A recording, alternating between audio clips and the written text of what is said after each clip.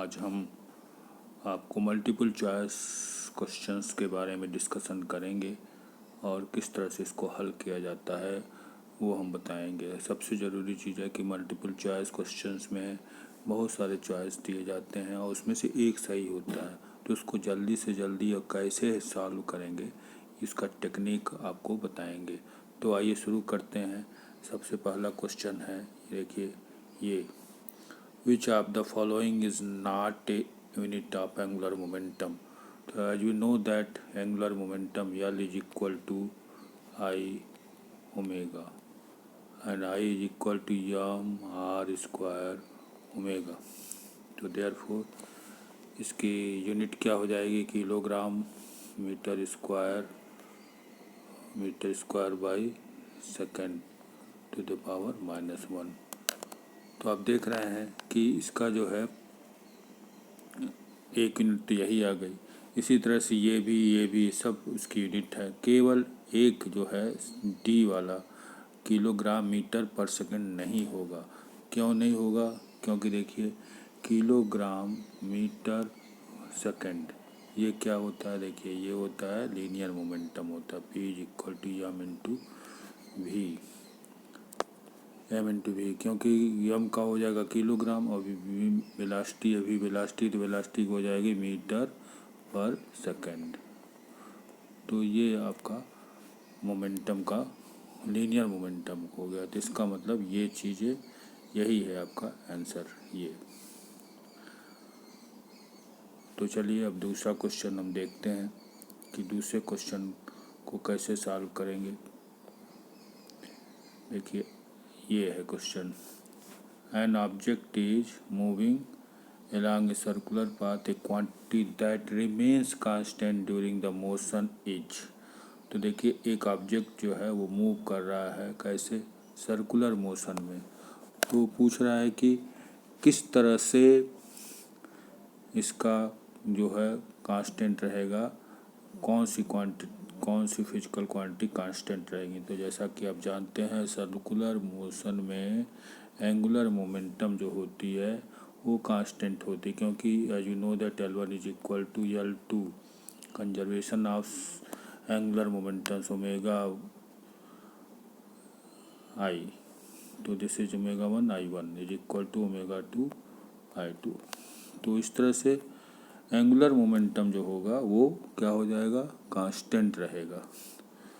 तो फिर से एक बार समझ लीजिए, जब कोई भी वस्तु जब घूमती है, सर्कुलर मोशन करती है, वो object is moving along a circular path, the quantity that remains constant during the motion is क्या होगा, वो जो होगा एंगुलर मोमेंटम वो कांस्टेंट होगा due to the conservation of angular momentum.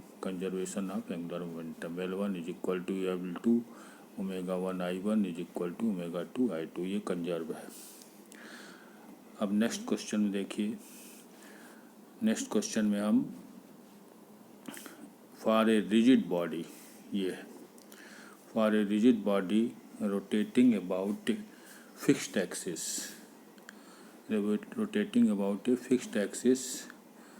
what is the relation between the torque and the rate of angular momentum।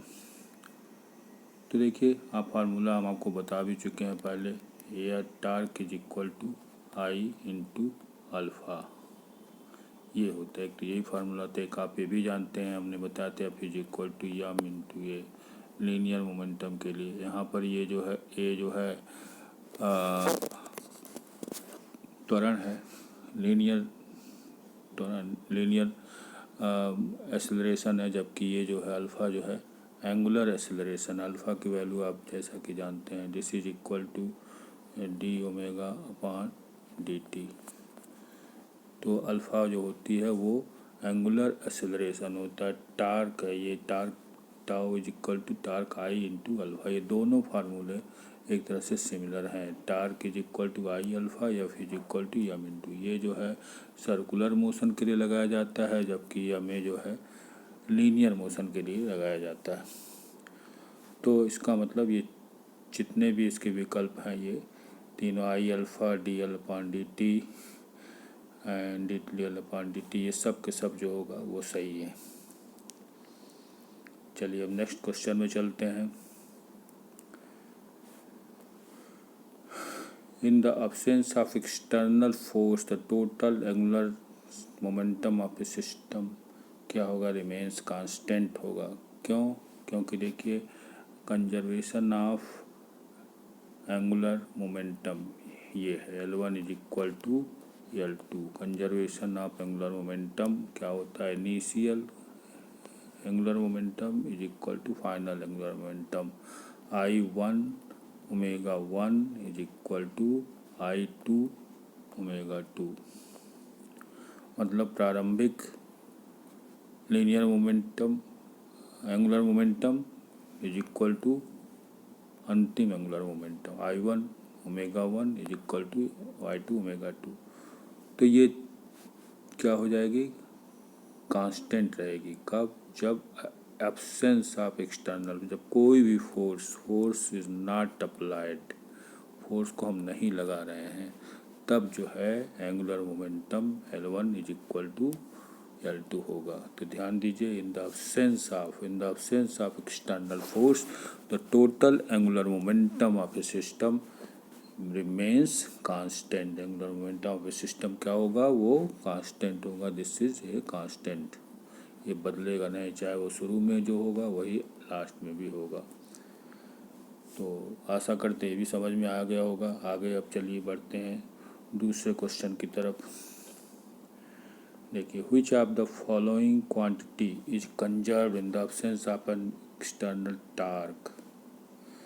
Which of the following quantity is conserved in the absence of an external torque? तो देखिए angular momentum ही होगा L is equal to I omega होता है और torque is equal to I into alpha होता है। तो देखिए जब हम कोई टार्क नहीं लगाएंगे, following quantity conserve in the absence of external torque, तो आई की वैल्यू इससे निकाल लेंगे। I is equal to torque by alpha. अब इसकी ये वैल्यू जो है हम यहाँ पर रख देंगे, आई की वैल्यू। तो देख रहे हैं L is directly proportional to torque, L is directly proportional to torque हो गया। कैसे? देखिए अब यहाँ जब रखेंगे तो यल की वैल्यू क्या आ जाएगी, L is equal to torque omega by alpha. तो देख रहे हैं L is directly proportional to torque, L की वैल्यू क्या हो गई, डायरेक्टली प्रोपोर्शनल टू टार्क हो गई। तो इस तरह से एंगुलर मोमेंटम कंजर्व होगा, कोई भी वो क्वांटिटी कंजर्व रहेगी जब हम उसमें क्या करेंगे, एक्सटर्नल टार्क नहीं लगाएंगे। एक्सटर्नल टार्क मतलब टार्क नहीं लगाएंगे तो ये कंजर्व रहेगी। तो इस तरह से आपको ये भी आपको समझ में आ गया होगा। चलिए अब आगे बढ़ते हैं नेक्स्ट क्वेश्चन की तरफ। इसमें देखिए, a disc is rotating with an angular momentum L, a disc is rotating with an angular momentum L if child sits on L is equal to I omega और I is equal to M. I की जगह हम लिख देंगे, आई की जगह क्या लिखेंगे,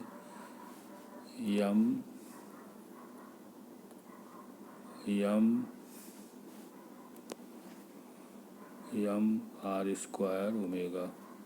तो देखिए इसमें क्या है, कह रहा है कि a disc is rotating with an angular momentum L if a child sits on the edge of the disk, देखिए यही डिस्टेंस है।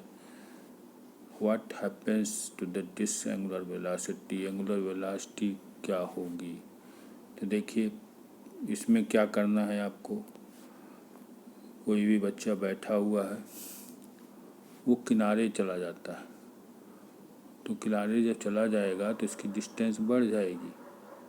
जब डिस्टेंस बढ़ जाएगी तो उसकी मोमेंट ऑफ इनर्शिया इंक्रीज करेगी, ये देखिए इंक्रीज कर जाएगी।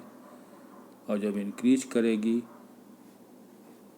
तो उसकी एंगुलर वेलोसिटी जो क्या हो जाएगी, कम हो जाएगी। क्योंकि आई इज इक्वल टू, देखिए यहाँ पर आई इज इक्वल टू,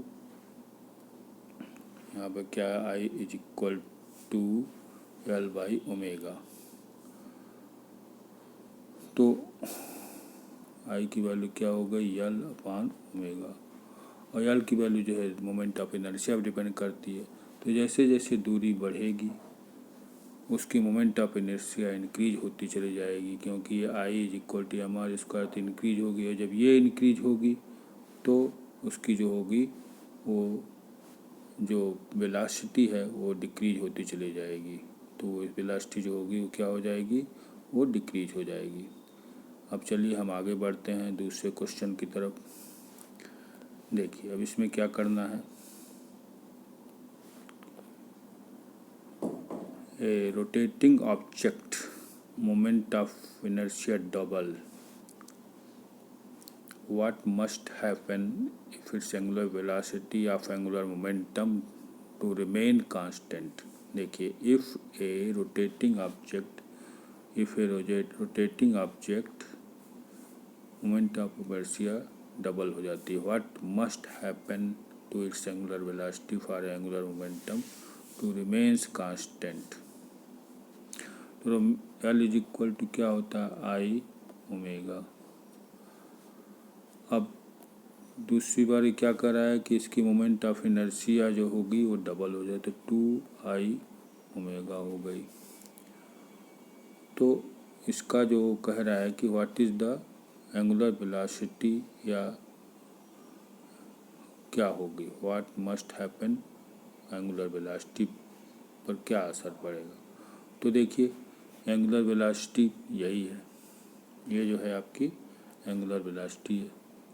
तो ओमेगा जो हो जाएगा, omega is equal to 1/2 L upon I. तो देख रहे हैं ये एंगुलर वेलोसिटी क्या हो गई, हाफ हो गई। तो इसका आंसर क्या हो जाएगा, हाफ आ जाएगा। तो इस तरह से इसको सॉल्व कर लेंगे। चलिए अब दूसरी क्वेश्चन पर चलते हैं। देखिए दूसरा क्वेश्चन क्या है, if a torque is applied to a rotating what happens to its angular momentum. If a torque is applied to a rotating object, what happens to its angular momentum। तो L is equal to I omega, I is equal to I, L is equal to I d omega d theta upon D T होता है, ये जानते हैं। और torque क्या होता है, torque is equal to I into alpha होता है। तो देखिए जब टार्क को अप्लाई किया जाता है तो एंगुलर मोमेंटम क्या हो जाएगा, क्योंकि टार्क मतलब फोर्स लगाएंगे तो उसका एंगुलर मोमेंटम निश्चित रूप से इंक्रीज करेगा, क्योंकि वो वस्तु घूमेगी और तेज़ी से घूमेगी, किसके साथ, समय के साथ। कोई वस्तु अगर स्थिर है उस पर हम अलग से फोर्स लगाते हैं, मतलब कि एक्सटर्नल फोर्स लगाते हैं। तो एक्सटर्नल फोर्स लगाने पर, टार्क लगाने पर क्या हो जाएगा, एक तरह से आपकी एंगुलर मोमेंटम की वैल्यू बढ़ेगी, किसके साथ साथ, समय के साथ बढ़ती चली जाएगी। तो इस तरह से ये क्वेश्चन सॉल्व होगा। अब आइए आगे एक क्वेश्चन और देख लेते हैं। देखिए क्या है, the angular momentum L of an object can be expressed as. देखिए अभी आपको मैंने बताया था torque is equal to I alpha होता है, और L angular momentum L is equal to I into omega होता है। तो ये है इसकी फार्मूला। तो L is equal to I, L क्या है, इसमें एंगुलर मोमेंटम है, तो इसका पहला आंसर होगा, ये सही होगा। तो आई ओमेगा आपका आंसर हो जाएगा। तो ये बहुत ईजी क्वेश्चन था। अब आगे चलिए, अब इसमें देखिए the angular momentum of an object rotating about a fixed axis depends on the following. देखिए डिपेंड्स अपॉन द फॉलोइंग, किस पर डिपेंड करेगा। देखिए angular momentum L is equal to I into omega, ये किन किन बातों पर डिपेंड कर रहा है। एल जो है मोमेंट ऑफ इनर्शिया पर डिपेंड कर रहा है और एंगुलर वेलोसिटी पर डिपेंड कर रहा है। तो एल की वैल्यू किन किन बातों पर, देखिए ये both moment of inertia and angular velocity. Moment of inertia पर भी डिपेंड करता है और एंगुलर वेलोसिटी पर भी डिपेंड करता है। This is L is angular momentum, I is the moment of inertia and omega is the angular velocity. तो इस तरह से एंगुलर मोमेंटम किन बातों पर निर्भर कर रहा है? Moment of inertia and omega पर। ओमेगा क्या है? एंगुलर वेलोसिटी है। अब चलिए हम आगे आपको दिखाते हैं अगला क्वेश्चन कैसे करेंगे। A rotating body has an angular velocity omega and moment of inertia if its angular velocity is half, how does its angular momentum change? देखिए बहुत अच्छा क्वेश्चन है। देखिए L is equal to I omega, ये जानते ही हैं आप। देखिए rotating body has an angular velocity omega and moment of inertia I if its angular velocity is half. If its angular velocity को क्या कर रहे हैं? हाफ कर देना, आई इंटू ओमेगा बाई 2। तो फिर एंगुलर मोमेंटम क्या चेंज होगा? तो देखिए हाफ कर देने पर क्या हो जाएगा? 1/2 आई ओमेगा हो जाएगा। ये L2 की वैल्यू हो गई। तो क्या होगा? This is equal to half, और ये L1 है तो ये L1 मतलब हाफ हो जाएगी। तो इसका आंसर हो जाएगा हाफ। देखिए पहला जो है क्या हुआ, ये फार्मूला लगा L1 is equal to I omega. अब उसमें कह रहा है कि एंगुलर वेलोसिटी को हम लोग क्या कर दे रहे हैं? हाफ कर दे रहे हैं। ये हाफ कर दिया, तो हाफ कर देने पर जो ये आ गया हाफ, इसका मतलब जो फाइनल एंगुलर मोमेंटम था L2 उसकी वैल्यू हाफ हो जाती है। कब हो जाती है? जब उसकी वेलोसिटी को हम एंगुलर वेलोसिटी को क्या करते हैं? हाफ कर देते हैं। तो इस तरह से आपको ये सारे क्वेश्चन सॉल्व हो गए। अब देखिए आगे चलिए। अब देखिए what is the dimensional formula of the angular momentum. तो देखिए इसका भी हम आसानी से निकाल लेंगे। डायमेंशनल फार्मूला क्या होता है? यल। देखिए कैसे निकालेंगे dimensional formula of angular momentum. L is equal to I into omega and I is equal to M R square omega. M क्या है? मास है, तो कैपिटल यम लिखेंगे।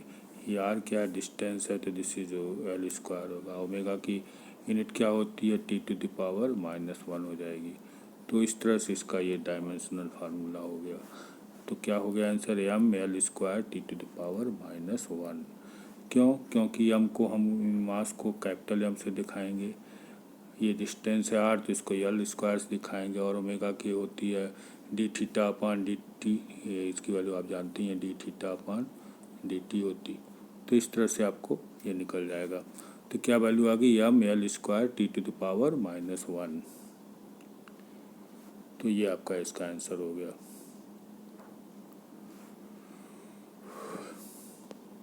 अब देखिए इस तरह से हम आपको एक एक क्वेश्चन को आपको समझाते जा रहे हैं, और उसको आप अच्छी तरह से उसको समझ करके फिर मन में बैठा लीजिएगा कैसे सॉल्व करेंगे। अब देखिए which of the following system does not conserve angular momentum. कौन सा जो है सिस्टम जो है कंजर्व नहीं करता है किसको? एंगुलर मोमेंटम को। देखिए जब कोई भी कार मूव करती है, अचानक जब मूव करेगी तो उसकी वेलोसिटी चेंज हो जाएगी, फट से तुरंत धीरे हो जाएगी, क्योंकि ज़्यादा तेज़ चलेगी तो ज़्यादा मोड़ पर ज़्यादा तेज़ नहीं होगी। तो देखिए a car making a sharp turn due to frictional force between the tyres and the train. तो जैसे ही कार मूव करेगी और शार्प टर्न मतलब एक जल्दी से मुड़ेगी, तो देखिए उसका जो होगा क्या चीज़ चेंज हो जाएगा? उसका एंगुलर मोमेंटम। जो which of the following system does not conserve, तो उस समय एंगुलर मोमेंटम या ये सब कंजर्व नहीं होगा, क्योंकि हम पहले ही बता दिए हैं कि एंगुलर मोमेंटम कंजर्व होता है L1 is equal to L2 I1 omega 1 is equal to I2 omega 2।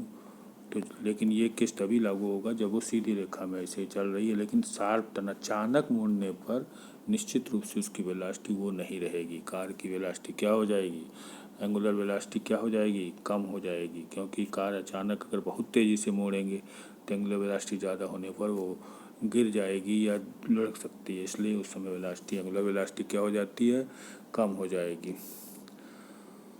तो उस समय उसका जो है कंजर्व नहीं रहेगा। तो इस तरह से आपको ये आपका सारी वैल्यू निकल गई।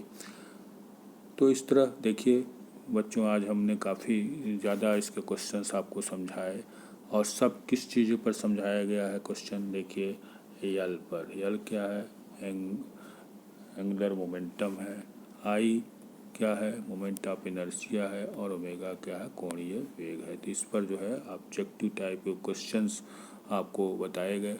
आशा करते हैं आपको समझ में आ गया होगा, और आगे भी आप इस तरह से और सारे क्वेश्चंस करेंगे। हम आगे के वीडियो में फिर से आपको मिलेंगे। तब तक के लिए आपसे हम विदा चाहते हैं, और अगर पसंद आया हो वीडियो तो आप इसे सब्सक्राइब भी कर सकते हैं, कर दीजिए, और लाइक भी कर दीजिए, क्योंकि इससे हमारा भी उत्साह बढ़ेगा और आपको नए नए क्वेश्चंस, जो कि बहुत ही इम्पॉर्टेंट क्वेश्चंस हैं इस साल के लिए, 2024 के बोर्ड के विद्यार्थियों के लिए, ख़ासतौर से CBSE, ICSE और UP बोर्ड वाले बच्चों के लिए। तो इस वीडियो को आप देखते रहिए आगे भी। इसके लिए आपको तभी ये मौका मिलेगा जब आप हमारे चैनल को सब्सक्राइब कर देंगे। तो बेटे बच्चों, आपको पुनः आपको हमारी तरफ से बहुत बहुत धन्यवाद। Thank you.